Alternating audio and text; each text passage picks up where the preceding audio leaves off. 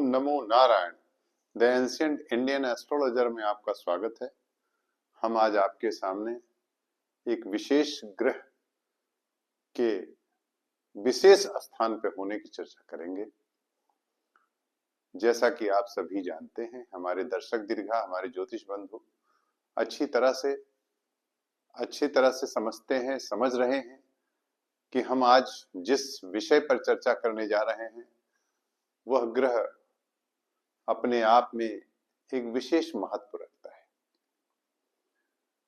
वैसे तो इस ग्रह की चर्चा अनेक उसमें की जाती है, पापक ग्रहों में भी की जाती है, परंतु हमने एक बार आपसे ईश्वरीय ग्रहों की चर्चा की, जिसमें सूर्य, चंद्र, मंगल और राहु 4 ग्रह हमने रखे। उसका कारण भी हमने आपको बताया था। ठीक उसी प्रकार से आज हम इसी इमेजिनरी प्लैनेट अर्थात छाया ग्रह अर्थात राहु पर चर्चा करने जा रहे हैं। आज हम आपको बताएंगे कि राहु के उपचय स्थानों पर होने से क्या क्या प्रभाव होते हैं और किन किन ग्रहों की युति हो तो क्या स्थिति बनती है। देखिए, यहां विशेष ग्रह, हम सारे ग्रहों के साथ युति तो आज नहीं बता पाएंगे आपको, लेकिन एक विशेष ग्रह शुक्र के साथ राहु का बड़ा विशेष महत्व है। इस पर आज हम चर्चा करेंगे और आपको हम बताएंगे कि राहु की तृक भाव में स्थिति, तृक माने त्रिखडाय भाव में, खासतौर से तृक तो कई भाव हो गए, मगर त्रिखडाय 3, 6, 11 और उसमें भी 10 भी है और जोड़िए, क्योंकि उपचय स्थान की चर्चा आज हम कर रहे हैं कि राहु अगर उपचय स्थानों पर बैठ जाएं तो आपको संघर्ष कराकर प्रबल राजयोग देते हैं, संघर्ष के साथ देते हैं और आपका वो संघर्ष आपको निखारता है, ऐसा संघर्ष देते हैं और उसके साथ आपकी स्थिति को बहुत मजबूत बनाते हैं और आप एक महान स्थिति में समाज के सामने आते हैं। आपका जो एक ऑरा होता है, वो प्रोजेक्शन जो ऑरा का होता है, उससे लगता है कि आप इस समाज के लिए एक बहुत ही उपयोगी साबित होकर गए हैं, संसार से या संसार में हैं। जैसा भी है, आज हम चर्चा करेंगे। आइए, आज हमने जो टाइटल लिया है, जो शीर्षक लिया है, वह शीर्षक है राहु की उपचय स्थान में महिमा। ये मेरा शीर्षक है। 3, 6, 10, 11 में राहु संघर्ष के साथ राजयोग व शुक्र से युति विजातीय प्रेम संबंध देता है। अब एक चीज और कंडीशन में एक कंडीशन और लगा रहा हूं। देखिए, हमने एक बात लिखी है, इसको ध्यान से देखिएगा।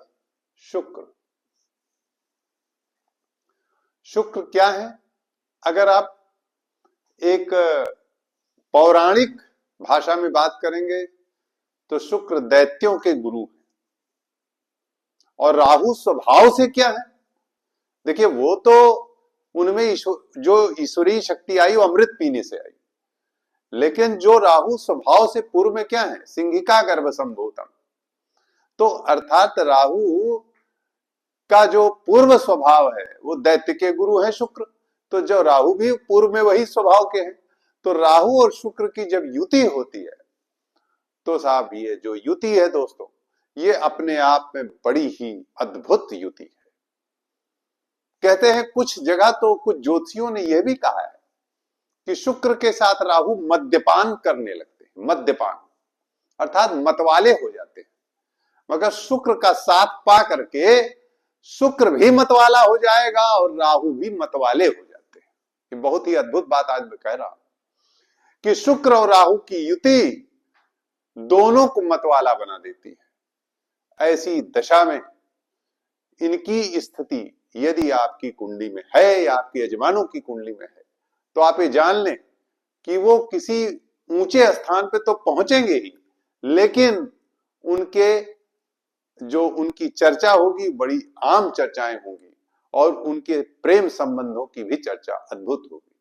अर्थात वहां जातीय स्थिति नहीं रह जाती, वह जाति से भी ऊपर उठ करके उनका संबंध, उनके प्रेम संबंध होते हैं, उनके लगाव होते हैं, उनके जो भी उनके रिलेशन हुए या दोस्ती हुई या जो भी है, ये जाहिर सी बात है कि वो जात पात से ऊपर उठा देते हैं।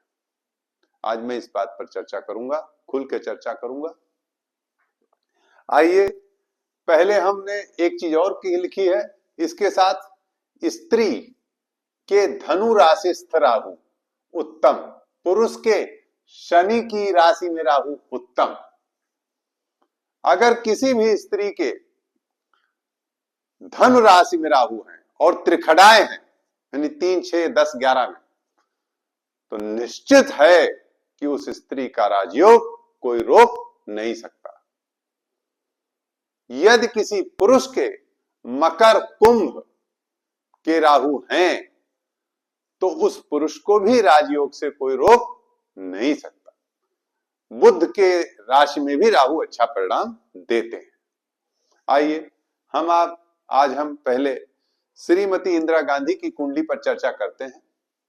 श्रीमती इंदिरा गांधी की कर्क लग्न की कुंडली है, लग्नस्थ शनि है, द्वितीय मंगल है, पंचम सूर्य बुध, छठे राहु, देखिए धनु का राहु, ध्यान दीजिएगा।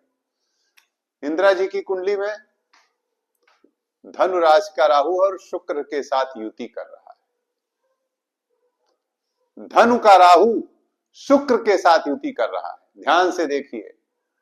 अर्थात शुक्र, वीनस, अभी हमने जो आपसे चर्चा की है, Venus is the goddess of love and affection, और राहु के साथ युति कर रहा है, ऐसा अभी हमने आपको बताया। तो खास तौर से राहु और शुक्र की जो युति यहां पर हुई है, आप ध्यान से देखें, धनु राशि भी है और राहु और शुक्र की युति छठे त्रिखड़ा यानी छठे भाव में हो रही है, उपचय स्थान पे। तो आप सभी जानते हैं कि इंदिरा जी भारत की प्रधानमंत्री बनी और बहुत वर्षों तक प्रधानमंत्री रही। साथ में यह भी जग जाहिर है कि इनका विवाह फिरोज गांधी साहब से हुआ, वो सभी जानते हैं। तो इसी क्रम में हम अगली कुंडली हम नेताजी सुभाष चंद्र बोस जी की उठा रहे हैं। नेताजी सुभाष चंद्र बोस हमारे देश के महान सपूत और महान नायक हुए। आज उनके ऐसा महान नायक, वो हमारे देश के, यदि वही नेता हमारे देखा जाए तो सर्वोत्तम स्थिति हमारे देश के उनको कहा जाए तो नेताजी को प्राप्त है। ऐसे नेताजी सुभाष चंद्र बोस की कुंडली आज हमने उठाई है। मेष लग्न की कुंडली है, द्वितीय मंगल है, चतुर्थ केतु है, पंचम बृहस्पति है, छठे चंद्रमा है, अष्टम में शनि है, दसम भाव में राहु, देखिए। और राहु मकर राशि का है, शनि के घर में, और दसम स्थान यानी उपचय स्थान पर है। राहु की पोजीशन 10th हाउस में नेताजी को बहुत महान व्यक्तित्व देती है, अदम्य साहस। दसम का राहु अदम्य साहस देता है। मैं त्रिखड़ाए की चर्चा तो करूंगा ही, त्रिखड़ाए तो है ही है, 3, 6, 10, 11, मगर दसम का राहु अदम्य साहस देता है, मतलब उस साहस की कल्पना नहीं कर सकते हो आप। नेताजी के अंदर जो साहस था अद्भुत था, ऐसा साहस शायद ही किसी के पास हो। तो राहु की दसमस्थ स्थिति आप देख रहे हैं कि नेताजी ने एक बहुत बड़े उसकी संरचना की और इस देश की लड़ाई में, आजादी की लड़ाई में बहुत बड़ा योगदान दिया नेताजी ने। नेताजी सुभाष चंद्र बोस जी क्या, उन्होंने आजाद हिंद फौज बनाई, बहुत बड़ी बात है। और एक ऐसा पैरेलल आर्मी बना दी कि पूरा एकदम समझ लीजिए कि उन्होंने बर्मा और हिंदुस्तान पूरा देश को एकदम, मतलब ऐसा होना एक बड़ा ही, आप समझिए कि जब ये इलेक्शन भी, कांग्रेस में भी थे, इन्होंने इलेक्शन भी लड़ा और जीते भी, हमेशा अध्यक्ष भी एक बार हुए। तो अब ये हम कह सकते हैं कि महात्मा नेताजी का जो औरा है बहुत अद्भुत है, अर्थात दसम का राहु इनका सिद्ध कर रहा है। आइए, अगली कुंडली हमने ऐश्वर्या राय जी की दी है, जो बहुत ही प्रसिद्ध अभिनेत्री रही हैं और मिस वर्ल्ड भी रही हैं। ऐश्वर्या राय जी की कुंडली में तृतीय स्थ राहु है, वो भी धनु का है। देखिए स्त्री, हमने अभी एक सिद्धांत दिया है, यदि स्त्री है, महिला हैं आप, और आपकी कुंडली में धनु का राहु है, और इत्तेफाक से अगर त्रिखड़ाए में बैठा हुआ है तो आप जान लें कि आपको राजयोग से कोई रोक नहीं सकता। निश्चित रूप से आप जिस क्षेत्र में हैं उस क्षेत्र में अद्भुत काम करेंगे। देखिए ऐश्वर्या राय जी, धनु का राहु तृतीय स्थान पे बैठा है, अद्भुत, और शुक्र के साथ है, तो इसने अभिनय जगत में, ग्लैमर में, यानी बहुत बड़े इनको एक्ट्रेस बनाया, बहुत बड़ी स्थिति दिया है। ठीक इसी प्रकार आज हमने संजय दत्त जी की कुंडली ली है। संजय दत्त की कुंडली में देखिए एकादश भाव में राहु है। हम आज 3, 6, 10, 11 सारी कुंडलियों पर चर्चा कर रहे हैं। आप देखिए संजय दत्त जी की कुंडली में बुध की राशि में, कन्या राशि में एकादश भाव में राहु, यहां राहु उच्च का माना जाता है।